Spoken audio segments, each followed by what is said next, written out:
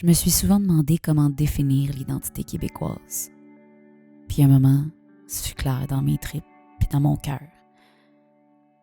Nos campagnes, nos champs, nos vieilles granges, à nous, Québécoises et Québécois.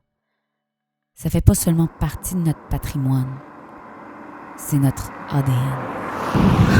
Ils sont déjà en train de brûler la ferme familiale. Ouf!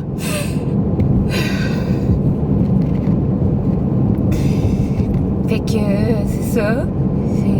Mon père a habité ici, mon grand-père, mon arrière-grand-père. Moi aussi, j'ai habité ici. Ça a même été l'endroit où j'ai resté avec un ami une fois adulte.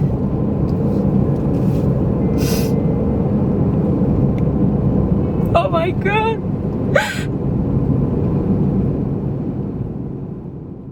En 2021, un documentaire utile et nécessaire est sorti sur Radio-Canada puis tout.tv.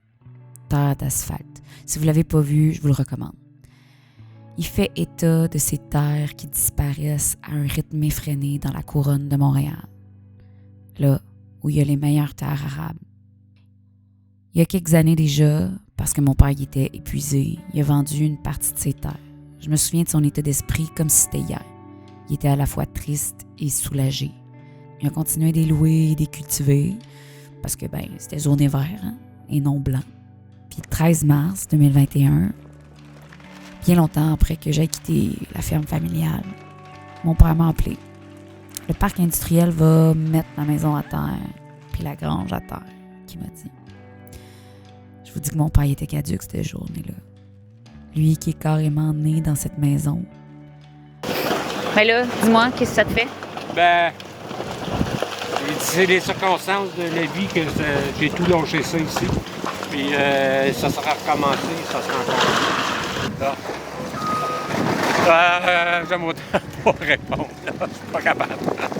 La vie de cultivateur, c'est pas une sinecure. C'est 7 jours sur 7, puis c'est des longues journées. La charge mentale est énorme et chaque printemps, c'est une dépense équivalente à une hypothèque qui doit être déboursée pour pouvoir semer. Le taux de suicide dans cette profession-là serait 2 fois plus élevé que dans la population générale. Je pense que ça traduit la charge mentale puis la détresse qui vient avec le métier d'agriculteur. Moi, mon père, je l'ai vu au bout du rouleau. Puis quand je dis au bout, c'est au bout. T'avais combien d'hectares? 180, je crois. 180 hectares? Autour de 180 hectares, ouais. Puis combien de vaches?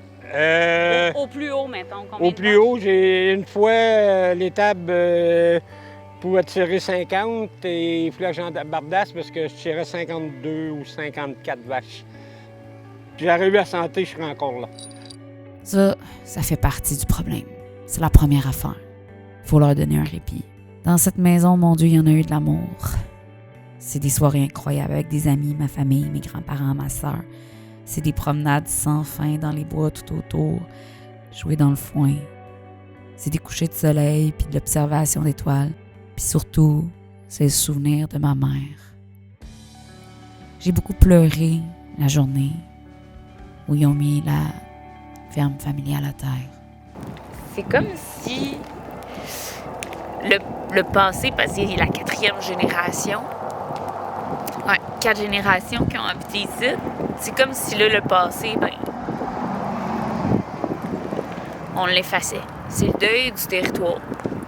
C'est le deuil d'une maison. C'est le deuil d'une ferme familiale. Une ferme familiale qui n'existera plus. C'est documenté. On vit pas des deuils seulement pour des personnes. On vit des deuils par rapport à notre patrimoine. À l'automne 2021, je m'en vais rejoindre un ami qui fait un tournage dans la circonscription de Huntington. Là où 89% du territoire est encore occupé par l'agriculture. Je suis dans mon char, la musique à tue-tête, puis je respire bien. Mon cœur est paisible. Il y a 10 ans, nous aussi, dans Beauharnois, la place de l'agriculture occupait 89% de notre territoire. En 10 ans, on est passé de 89 à 79. Quand je me promène dans ma région, le sud-ouest de la Montérégie, je le vois avec mes yeux, la lente agonie de notre terroir. La pression est forte, les spéculateurs sont là, les villes s'étalent parce qu'elles peuvent juste compter sur les taxes foncières, puis les terres se trouvent enclavées de plus en plus. Ça, c'est sans compter nos sociétés d'État qui donnent nos terres à des multinationales. Je vis un deuil constant. Puis je pense que je suis pas la seule.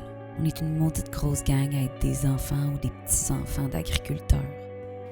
Comment tu vois ça, que les terres soient de plus en plus enclavées? Moi, ma réponse est bien claire et bien précise là-dessus. Parce que l'agriculture, c'est le plus beau métier au monde.